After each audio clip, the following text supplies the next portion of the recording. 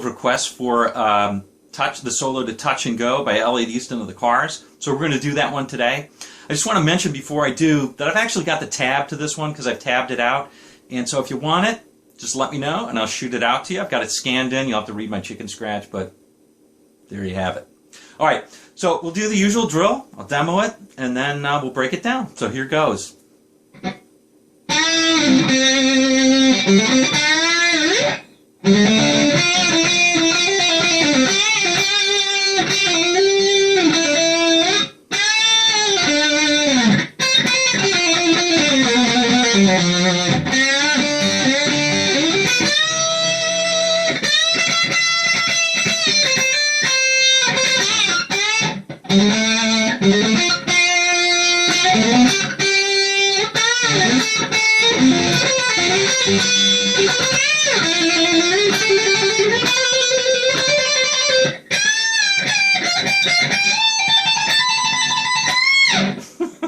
All right, well, I messed it up a little bit there at the end, but I think you get it.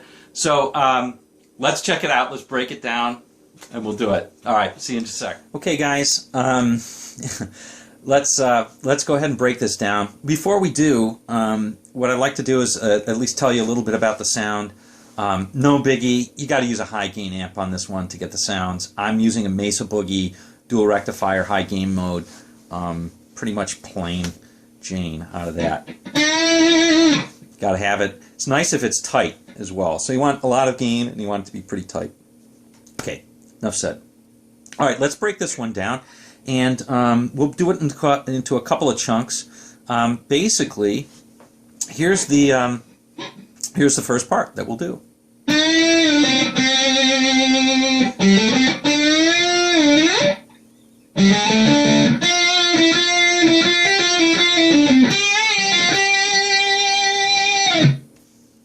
All right.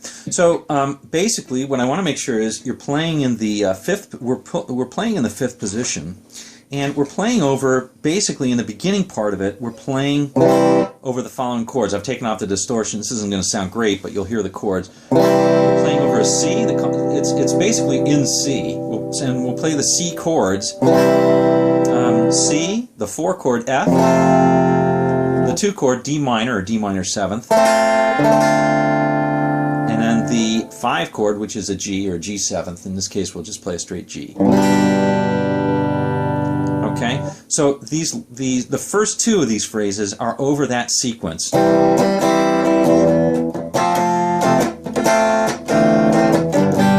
right, so it's over that sequence. All right, so I think probably what's best is just to kind of point out some of the little things, and we'll play it very slowly. It starts out with a typical bend on the 7th fret. You're going to bend up a note and pull it off to the 5th and so forth.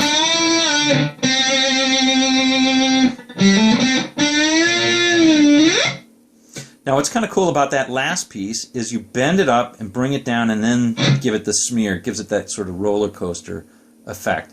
So again, we're playing on the 3rd and the 4th. The second one is like 5th to 7th, 5th to 7th, and bend up. Okay? So now it's going to really start Eliott Easton. So he plays his typical sort of Eliott Easton filler. So that's just a chromatic run, 5, 6, 7, and then the 7th on the 3rd and 7th back on the 4th, like so. Little spacer for him to add some notes where there's some emptiness. He'll jump right up to this now.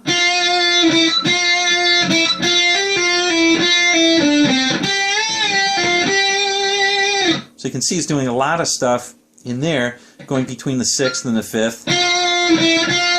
And he does this little hammer-on and pull-off move.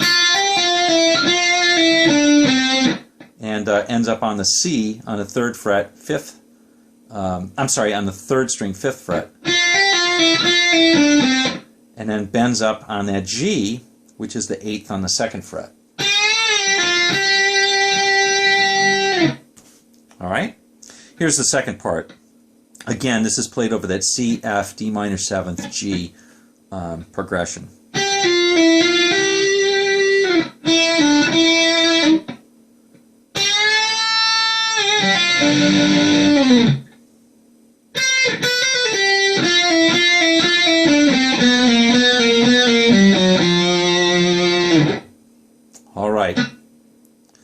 So the first line is a little hammer on and pull off, basically very similar to the previous line.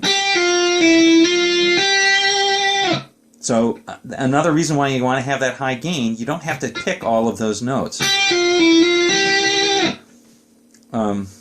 Okay, then, oh, by the way, personally, when I'm playing it, I like to play this.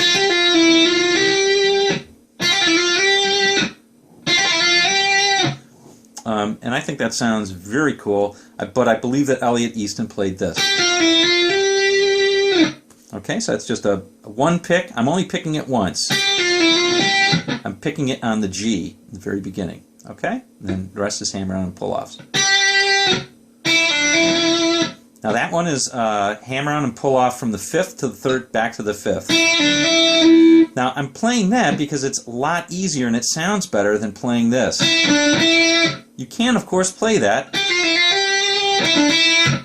but it sounds a little bit more. It sounds a little bit more mechanical than this. Right? All right. So that's why I play it that way, and I believe that's why Eliott Easton played it that way. All right. Let's move on to the next part, which is. Again, simple bending up on the 8th, pulling off to the 6th, and coming down back on the 5 on the 3rd string, and the 7 on the 3rd string. Notice I give a little bit of an extra oomph or dipsy doodle on that bend. By the way, Easton actually has a little bit of a pinch harmonic on that, so if you can get that too, that's great. I didn't do it there. Here's maybe a try at that. Right? So he gets a little bit of a pinch harmonic. All right, so now here's a classic Eliott Easton line. And I don't claim to have this quite exactly, but it's darn close.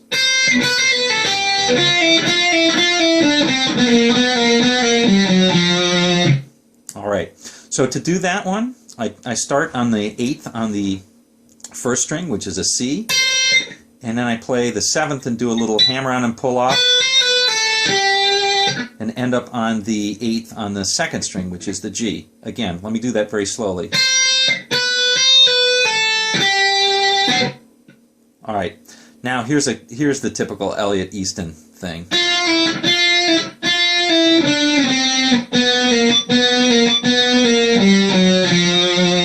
Now notice you have to do some shifting, but in any event, you're playing 6-5, 6-5 on the 2nd, and the 3rd time you play a little bit more. You play 6-5 and go down to the 3rd and play 7-5, like so. And then you got to shift. I like to play. I like playing that with my 2nd because then I only have to shift down 1 and play this note right here. That's so classic Easton. All right, so with this one, he's playing 4-3, 4-3, 4-3, and then on the 4th string he's playing 5-4-3. All right, and that ends on that G or G7, so it's hitting that 7th note, which is an F natural, or an F, I should say, over that G chord. So it gives it a nice bluesy sound. All right, so here's how that 2nd line again sounds.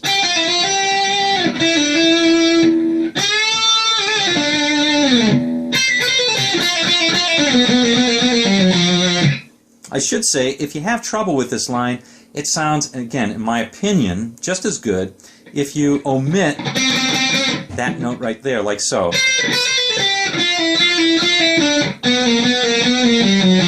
And that makes it a lot easier, because the difficulty of this is actually shifting position.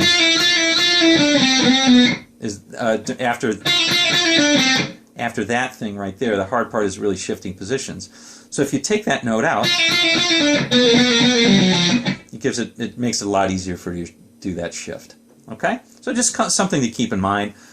When you're playing it live, I guarantee nobody's going to know. All right? And it sounds just as good anyway. All right. With due respect to Mr. Easton, who is technically capable enough to pull it off easily. All right. So here we go. Here's a little spacer lick. Now we're going into the 2nd part. And he does a little spacer lick over that G. It's the the song is hanging on the chord G for a while, and so he plays a little spacer lick, just to wait a little bit. It's the Chuck Berry over the G, right? So it's that part right there, and you're just going to play 5, bend up a half to a whole step. Doesn't really quite matter, but you want to bend it up to about a half to a whole step, and then play 3/3 on the second and first strings respectively. So Chuck Berry, right? All right. So you do that twice, and then you're sliding up to the 7th position, and you're going to start out the next part of the thing, which starts out on a different chord, an E minor. Okay, so it starts out on a different chord on an E minor, and so we're going to play an E minor arpeggio leading up to that. So we're going to play on the 3rd string, we're going to play the E on the 9th. We're going to play this. Okay. In fact, let me play the whole next part.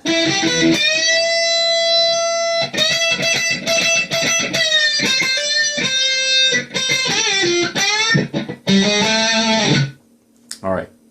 So that part starts out with that little E minor arpeggio. Starts out in E minor. So that part is 9 on the 3rd, which is an E. Then the G, which is the 8th on the 2nd, and the B, which is the 7th on the 1st. Okay, and then we're going to essentially bend on the 10th fret, which is a D. We're going to bend that up to the E a whole step, which kind of makes sense. We're playing an E minor. We're going to bend up to that E note. Then a little chicken picking. Pull it off and pull off to the 8th. And then we're going to do this little lick. So you got to shift here. You'll shift back to that 5th position. So 2 frets down. And we're going to play the 8th on the 1st and then the 8th on the 2nd, but we're going to bend it up a whole and pull it down. And if you can, pre-bend it. Before you even pick it, bend it up about a whole step. And then we're going to do a quick staccato bend back up. So you pull it off to the 6th, then you hit the 8th and bend very quickly up and then cut it off. Like that. Don't let it ring out. Don't go like this. No, you don't want that. You want this. And hopefully you know what I mean when I say a pre-bend. You're going to bend it before you even pick the note. If you can do that, that's great. I can't quite do it, but I can come close. And the last lick is, of course, this one, which is just a, on the 4th string, we're going to play 5, 6, 7. All right, now we're into the home stretch, so let's play the home stretch thing. So this is, by the way, the home stretch is just a series of chords that hang on the F and the G and the F and the G and the F and the G and the F and the G, and then finally on that last note, he's going back into the regular part of touch and go. All right, so here we go. Here's the last part.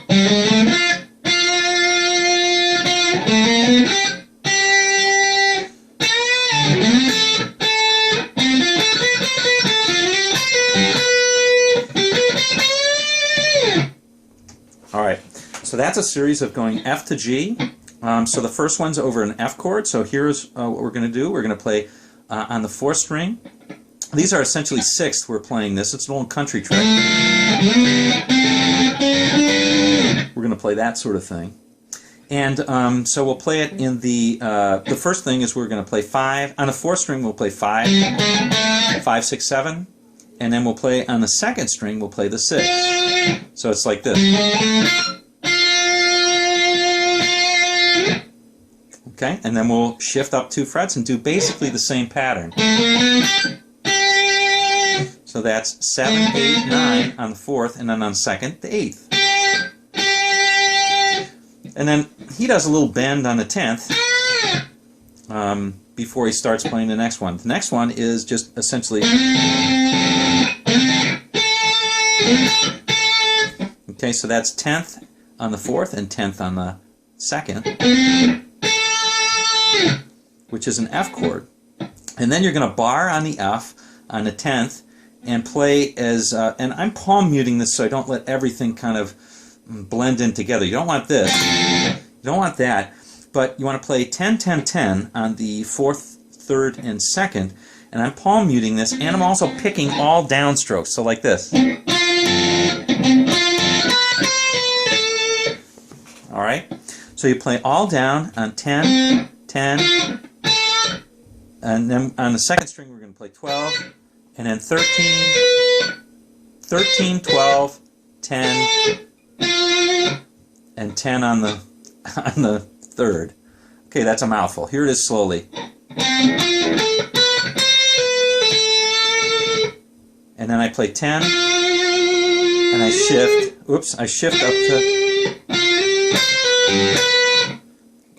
to the 12th, and play the 13, pull off to the 12th on the 2nd, 12th on the 3rd, and 13th again on the 2nd, like so.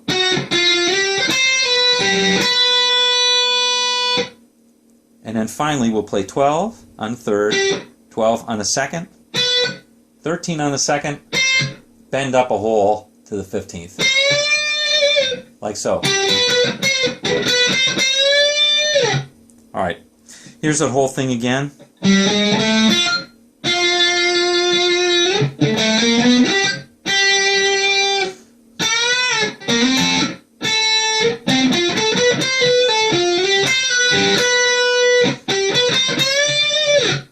All right, now here's the part that I messed up. It's actually the easiest part of the whole thing. He's just playing a bunch of trills. The first trill is between the 5th and the 6th. Again, this is all over an F and a G chord. The first one starts out on an F. The second one is on a G. He's playing the 8th and the 10th. This is all on the 2nd string. Then we'll play a trill up here, which is on the 2nd string, excuse me, on the 12th and 13th. And then on the 13th and the 15th. Okay, now here's when we messed up, and this is actually not difficult at all. We'll play the 15th. We'll play the 15th and we'll bend it up, pull it down, play the 13th, and then the 15th again, all on the 1st string. You'll notice that this is in a C major. Okay, so it's in a C major formation.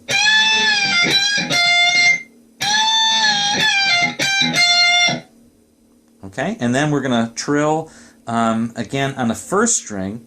We're going to trill on the 17th, on the 15th fret and 17th fret. Then we're doing the 17th and the 19th. And end on a C. You can either play the note directly, which is the 20th fret, which sounds just fine, or you can bend up slightly from the 19th to hit that C on the 20th. Okay, so here's the whole thing again. We'll play it fairly slowly.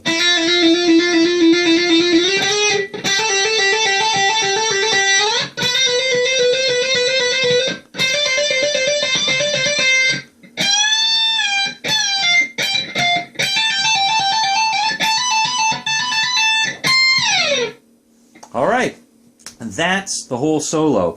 Here's the whole thing again. We'll play it nice and slowly.